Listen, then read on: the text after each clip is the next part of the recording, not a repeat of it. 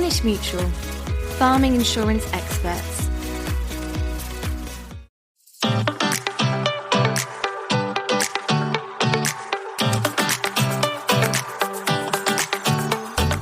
Hello and welcome to another episode of this sixth series of Farming Focus, the podcast for Southwest farmers brought to you by Cornish Mutual. I'm your host, Peter Green, and today we're talking about remaining operationally resilient in the face of extreme weather. Over the past couple of years, we've seen just how unpredictable conditions can be, from record rainfall and flooding across parts of the southwest early in 2024 to long dry spells and intense heat periods in 2025. It's becoming harder to define what a normal farming year even looks like, and indeed the start of 2026 has brought more than its fair share of inclement weather. So, in this episode, we're going to be asking, number one, what do the data and weather patterns from recent years actually tell us? Number two, how can we build flexibility into our day-to-day operations, whether it's staffing and machinery use or soil management and livestock routines, so that we can keep our farms running, whatever the weather? And finally, looking ahead, what might 2026 bring in terms of climate and seasonal trends? And how can farmers prepare now for a shifting farming window? To discuss this, I'm joined by Professor Pete Falloon, who is the Met Office's Science Lead in Food Security, and David Thomas, who is Farm Manager with Riviera Produce, one of Cornwall's largest vegetable growers, farming over 8,000 acres and employing nearly 600 people. So settle in and let's explore what operational resilience really means for Southwest farming in 2026 and beyond. Pete, David, welcome to the show. Pete, can you tell us a bit more about you and your career to date, please? Yeah, thank you. Thank you for having me join the show. As you said, I'm Science Lead for Food Security at the Met Office. I also have some other roles, actually. So I'm also part-time at the University of Bristol, working in a similar area. And voluntarily, I'm involved with the food sector through something called Food Drink Devon, which is a community interest company, really championing quality, sustainability and provenance in local food. I guess I'd say the majority of the work that I'm involved in is really using climate science to help advise government and policy making around climate change impacts, resilience and adaptation. We work with DEFRA a lot, the Department for Environment, Food and Rural Affairs. We've been doing that for nearly 10 years now. We've got really grateful to have a long running and growing programme of work. Thank you so much for coming on the show. Really looking forward to hearing what you've got to say. So, David, could you introduce yourself and a little bit about Riviera, please? Yeah, so I'm David Thomas. Worked for Riviera Produce now for 16 years, I believe. I'm what's called the Farm and Sustainability Manager. So I'm responsible for land acquisition. A lot of the land we farm on is rented. So I've got several contacts I deal with. We either take on full-time land or we'll fit in between other crops. So I organise most of that. I do the crop planning, so we get our programs through from our customers. So I figure out what varieties we're going to grow, when we're going to plant them, where we're going to plant them, then buy the seeds, order the plants, do a lot of organising behind the scenes, basically. The crops we grow cauliflower 12 months of the year. So we're harvesting cauliflower every week of the year. We grow spring greens in the same season, 12 months of the year. We're into Savoy cabbage, pointy cabbage, or sweetheart cabbage, you might call them. Courgettes in the summer months. So we harvest courgettes from May until September. We've now got a tender stem contract, so we're growing tender stem in the summer. A lot of broccoli in the summer, and we're farming all over Cornwall. We're looking at microclimates across the county, hopefully matching the right crop to the right place. Basically, that's sort of just that. That's all you've got going on, David. That's all it is. My word, your head just must be a file of facts of lists and spreadsheets. I don't know how you would keep all that information together. You need a good spreadsheet, put it that way. I can imagine. Yeah, I don't mind a spreadsheet, but that one would have me feeling a little bit unwell, I think. Brilliant. Thank you both. So, Pete, coming back to you and thinking about today's subject, could you just give us a sense of what the last couple of years of weather data actually show? How unusual has the weather that we've been experiencing actually been in the Southwest? Yeah, I mean, a lot of these sorts of things are a little bit difficult to pinpoint, and I'll come back to this in the Southwest specifically, but actually there are some quite big national stories and pictures as well, even if we go back sort of 4 or 5 years. So I think one that really woke me up in a sense of the real world impacts on farming in relation to climate change was the 2022 heat wave. We saw those temperatures above 40 degrees, the first time on record in the UK. And it was interesting how that impacted food and farming. There were millions of premature poultry deaths in housing. There were impacts on refrigeration as well, with retail refrigeration failures in the east of the UK. Wheat actually did relatively well for rather complicated reasons, but it was a good season. There was enough moisture, and actually, I think wheat largely missed the period when it would have been sensitive, missed that extreme heat. So there's lots of things going on, and actually, that's an interesting story. Some of these extreme events that we're seeing can have really detrimental impacts on certain crops or systems or regions, and in some cases beneficial ones on others. And then if we come further, a bit further towards the present day, 2024 was very wet, particularly through the winter, the early spring, the second wettest October to March period on record since the 1800s. This was what we kind of would have thought of as a 1 in 80 year event without human influence on the climate, but it's now expected once every 20 years. And those very wet conditions stop farmers getting on the land. They reduce wheat yields overall, the areas planted, something like 20% down on production compared to the year before and what we'd expected recently, and perhaps like something of the order of £1 billion impact of loss there. 2025, the summer was very warm, lots of sun, very persistent dry conditions across much of the UK. And we only saw, I think, in August, 62% of average rainfall, for example, which did have impacts on things like hay and grass production. And then, coming much closer to the present January this year, parts of the UK saw the wettest January on record, particularly marked across the south of the UK. And I guess going back to what I said at the start, the local impacts can be weaker or stronger. Something that really fascinated me during one of these wet events, I forget which one it was, but when you looked at climate averages, because we collect observations and we quality control them and process them all, but when you look at the climate data that was collected for some of these events, and you can look at maps that show how different a particular month might have been compared to the long-term averages. And I kind of look at it and think that's East Devon, where I live, and it doesn't even look particularly blue, or maybe it's mildly blue. And yet, there was water in parts of our garden we'd never seen before. There were local villages that had been really strongly impacted. And so for some of these events, they're very localized, either as a result of the local land, but often with extreme rainfall events, you can get particularly intense events happening in local regions. Okay, that's really interesting to get that differentiation between what's happening locally, even in a parish or in a part of a parish, Yeah. versus, the resolution of a tile on a Met Office map, for example, which I guess might be, 10 miles, 15 miles or kilometres? It's also to do with the way that we look at some of these averages. So, we obviously don't have rain gauges in absolutely everyone's back garden and so on and so forth. So, there's some smoothing, if you like, averaging has to be done to create these maps. And I guess also a lot of these intense events will not only be concentrated in time, but also in space, but also in time. So they might be something that unfolds really markedly over the period of a day or two. But when you look at a month as a whole, you might not see that signal showing up so strongly. Brilliant.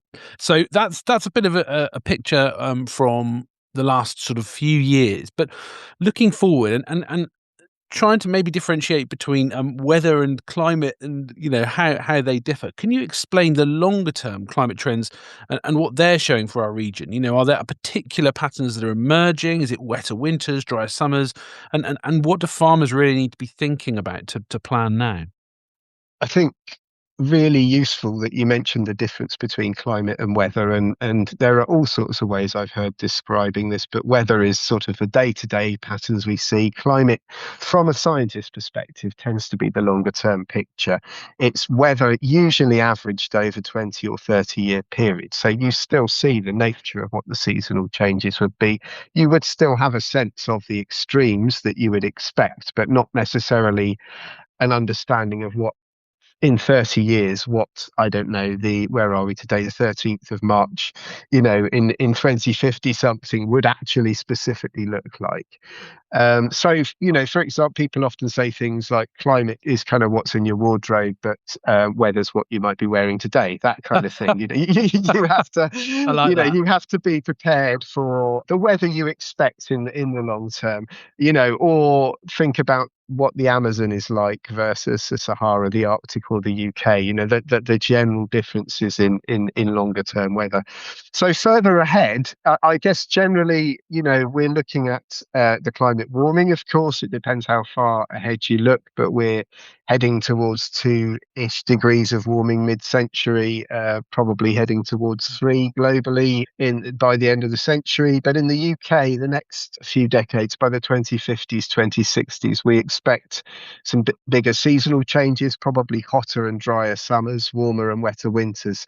But linked to the extreme events we mentioned earlier, we do expect more extreme events, more heat waves, very high temperatures, more heavy rainfall events, longer periods of drought. And another one that I do think is worth mentioning for food and farming is sea level rise as well. And that varies in the way it unfolds around the country for various reasons. And of course, the impacts on farming will vary depending on how low lying the land is. Brilliant. Wow, what a perspective to have there. So, David, I'm going to come to you now.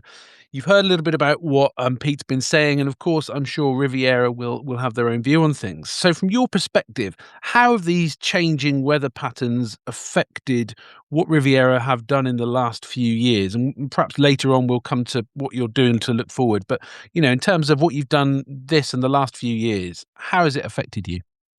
Well, so, the word extreme's been brought up quite a bit there. That is one of the major problems. We're either extremely wet or extremely dry. And our aim is to try and buffer that effect and, looking at the soil, trying to improve the structure, trying to improve the life in the soil.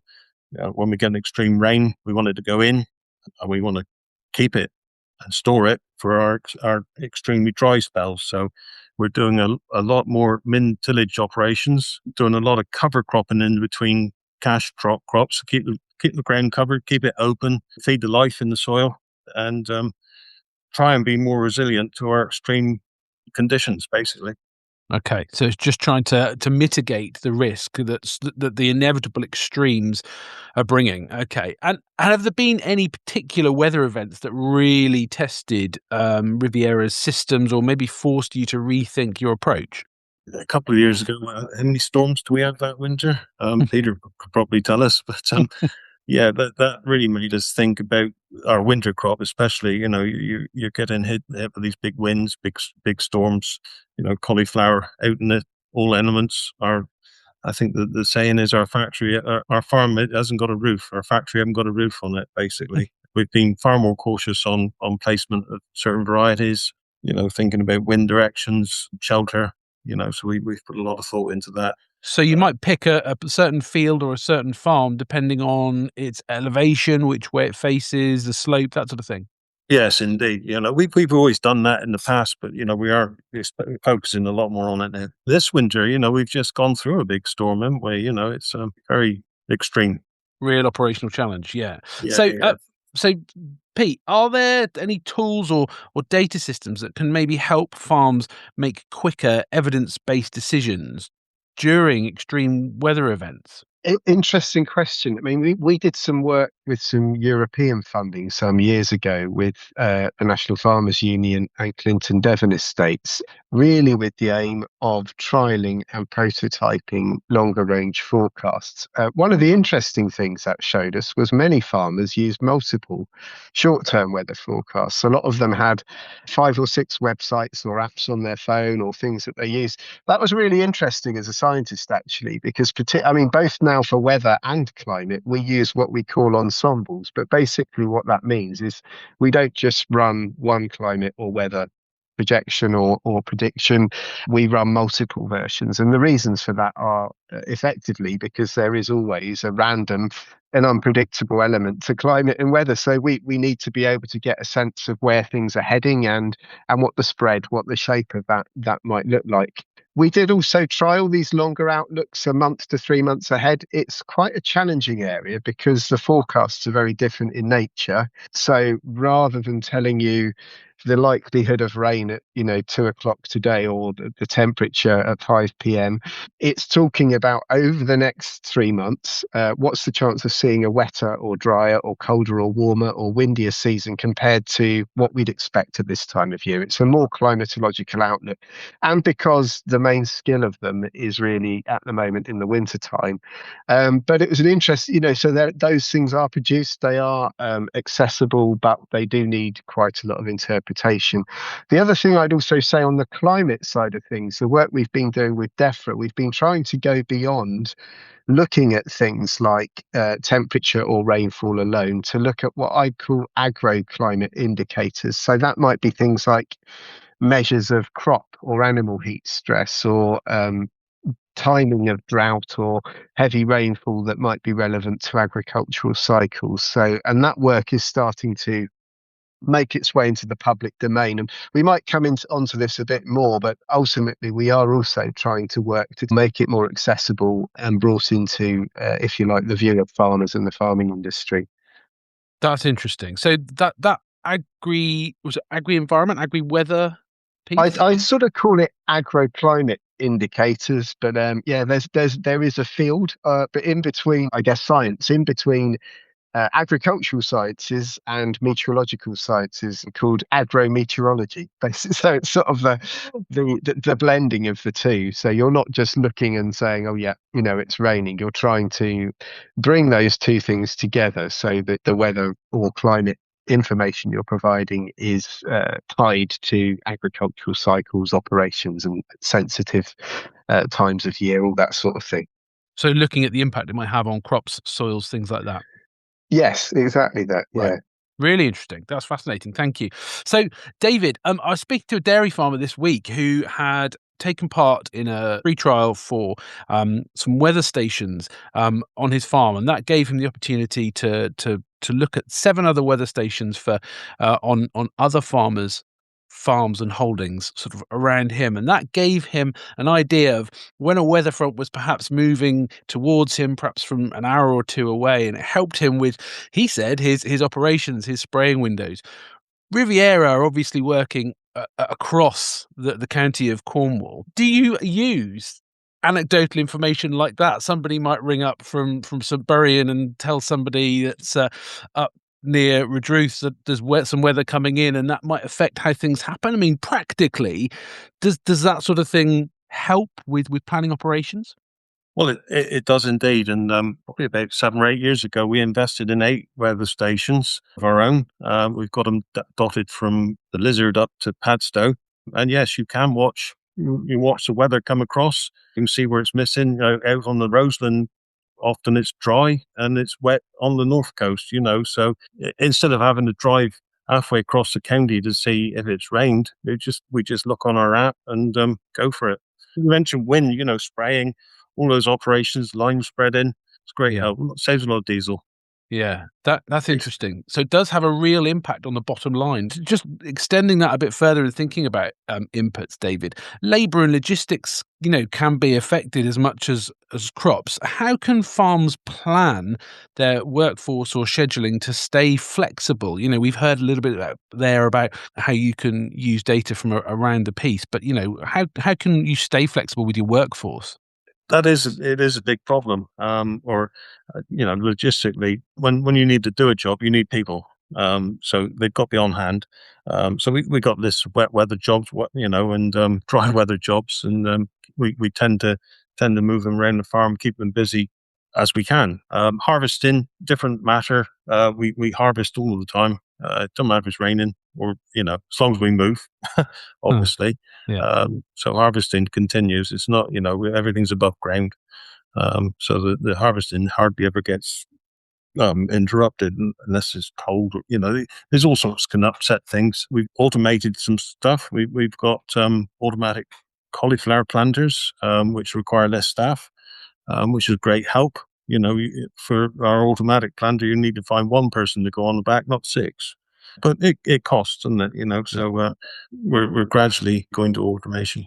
Yeah, great stuff. Great to hear. So, Pete, we talked a little bit there a moment ago about sharing of information and, thinking about collaboration between farmers and local authorities, forecasters, scientists, even insurers. How important is that collaboration in managing risk and I guess the recovery as well, before and after severe weather? Yeah, really important. And actually, I think both in, if you like, the sort of the nearer term and the longer term. I mean, most of the work, it's fair to say, I'm involved in is thinking about the longer term climate. But of course, we were talking about those agroclimate or agro-meteorological approaches. We can't, or it's hard for meteorological scientists, climate scientists to understand the relevance of what those indicators might be. So we need to know, when in the year are your crops likely to be sensitive, what levels of temperature, what levels of rainfall, so on and so forth. So actually, to us, collaboration is really, really important. Most of our work at the Met Office, I think, as I said earlier, focuses on the interface, if you like, between science and policy into DEFRA. So it's really important that we bridge the gap through to industry as well. Obviously, this is trying to and helping influence policy, but there's a lot that we can directly communicate. And that's why things like this podcast are great to help with the outreach, if you like, but both to raise awareness of the risks and opportunities and ways to adapt, but also to learn what the industry most need to know about. So, for example, we are working with ADAS, the consultancy, with some of the agricultural institutes on various side strands of this piece of work, but also working with people like the AHDB, the Levy Board, and others to think about the work that they're doing, and people who are sort of, if you like, arm's length in government, catchment sensitive farming, and others who are advising farming in the industry to see if we can join up with messaging around climate change. Brilliant. Thank you, Pete. So really interesting to hear that the Met Office are keen to sort of bridge that gap, as you say there, between farmers, the industry and research. David, I'm going to put you on the spot and be a bit opportunistic.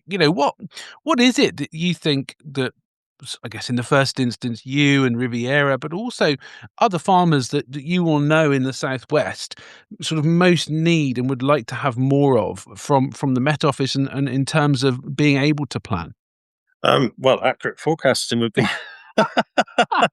being cheeky. The trouble with Cornwall is, I'm sure Peter will tell it, is very unpredictable. Very unpredictable. We got sea on three sides. Wherever the wind's blowing, it could rain or not. At the moment, we're in a very wet spell. We want to get planting. When's that going to happen? Tell us. Information. The more accurate it is we get, the better we can plan. But I understand, like Peter, they're predicting the weather in Cornwall is very difficult. Yeah. Very difficult. So the big issues really are that unpredictability, particularly linked to our place and the part of the world that we're in, and just being able to respond accordingly. Yeah, that's something which I'm sure will echo with people that are listening at home. Pete, did you want to come in on that? Yeah, I was going to say, and I think that's also why it's really important, the stuff we heard, that David's doing about building resilience and looking after the soil. And so when you are faced with variability in climate and weather, as it is being, located where he is, but also knowing that there's likely to be more volatility or more extremes in the future, actually that becomes really important, because it's, in a sense, that's I can't say it's fail safe, but it's obviously going to offer you, as much protection. And I guess it's also a learning and an iterative journey. You'll find out there might be different things through time that you can incorporate. Yeah, absolutely. Thank you, Pete. So going from where we are at the moment to the immediate future now, Pete, what are the Met Office models currently suggesting for the year ahead? Are we likely to see another year of extremes? I know that farmers that I've spoken to feel that generally rainfall averages out and that we've had a wet January, so it's probably going to be a dry summer. Is that a fair assumption?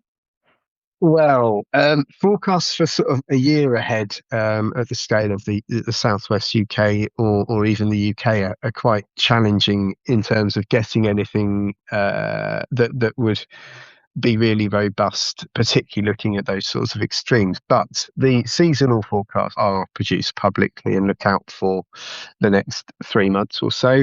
So we have the current one for March, April, May is basically saying spring is probably more likely to be warm than cool. There's an elevated chance of warmer conditions compared to it being colder than average. Cold spells remain possible, and their impacts earlier on in the period because we are still March. Actually, yeah, I mean, maybe there is something in what the farmers have said. I don't know, but the chances of a wet spring are close to normal. So similar chances of dry, average, and wet. And similarly, not much in wind. So the chances of a calmer or windier period are also fairly balanced. So, I guess fingers crossed for the farmers. Thank you very much for that, Pete. Well hedged and caveated. And for what it's worth, my Grandpa Green always said that he'd seen snow on the top of Cambrai in May. I'm not sure that that's absolutely true, but it's one to bear in mind. So, David, looking ahead to 2026, what are the investments or changes that Riviera Produce is focusing on to make sure that they stay ahead of the weather curve?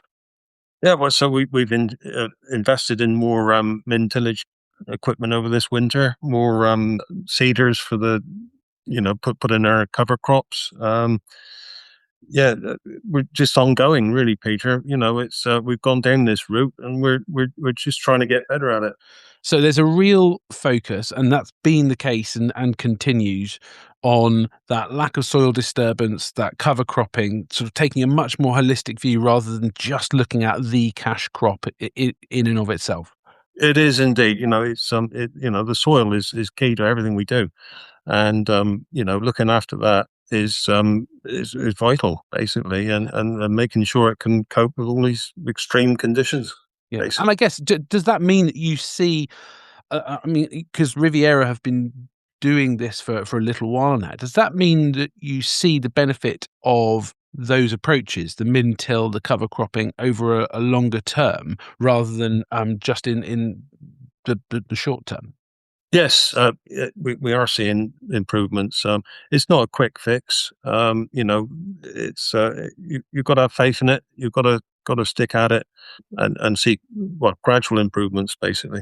Yeah, absolutely. So, coming to the end of the podcast, if you could each give one piece of advice to farmers listening who are trying to maybe weatherproof their business and their system, what would it be? Pete, I'll come to you first.